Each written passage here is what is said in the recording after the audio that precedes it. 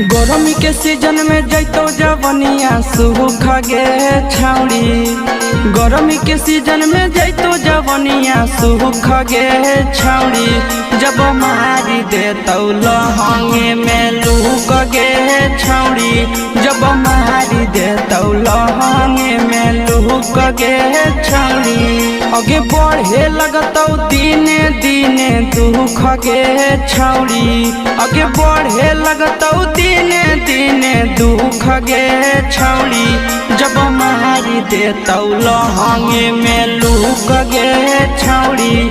जब मारी दे तो लहंगे में लूक गे छाउड़ी।